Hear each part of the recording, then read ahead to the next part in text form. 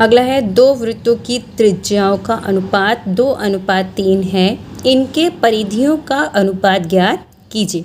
यानी 2 सर्कल हैं, दोनों सर्कल की रेडियस जो है वो अलग अलग है, ये 2 अनुपात में है और ये 3 अनुपात में है। इनकी परिधियों का अनुपात हमें पता करना है। तो 2 वृत्तों की त्रिज्याओं का अनुपात, तो पहले त्रिज्या को मान ले रहे हैं हम R1 और दूसरी त्रिज्या को हम मान ले रहे हैं R2। ठीक है, दोनों का अनुपात किसके बराबर दिया है? 2:3 के। पहली त्रिज्या हो गई हमारी R1 और दूसरी हो गई R2। दोनों का रेशियो 2:3 है। इसको हम ऐसे भी लिख सकते हैं R1/R2 बराबर 2/3। अनुपात को हम भाग में लिख सकते हैं। ठीक, ये होगी हमारी दी हुई कंडीशन। हमसे पूछा क्या है?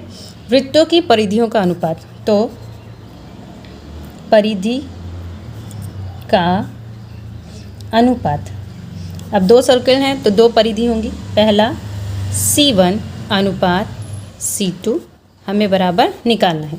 हम चाहते हैं C1 अनुपात C2 हमारा होता क्या है, या इसको ऐसे लिख लीजिए C1/C2 बराबर, C1 बराबर होता है 2 पाई। R1 है तो R1 की रेडियस, C1 की रेडियस कितनी हो जाएगी? R1। अब C2 है तो C2 की परिधि 2 पाई R, परिधि C2 है तो रेडियस R2 हो जाएगा। यहाँ पे देखिए 2 से 2 कट जाएगा, पाई से पाई कट जाएगा, कितना बचेगा? R1 अनुपात R2, जो कि हमें मान पता है कि R1 अनुपात R2 कितना है? 2/3। तो इसकी C1/C2 बराबर, इसकी जगह हम क्या लिख सकते हैं? 2/3। यानी जो हमारा फाइनल आंसर होगा C1/C2 बराबर हो जाएगा 2:3। ये ठीक, तो जो रेडियस का अनुपात है वही हमारी परिधियों का भी अनुपात हो जाएगा।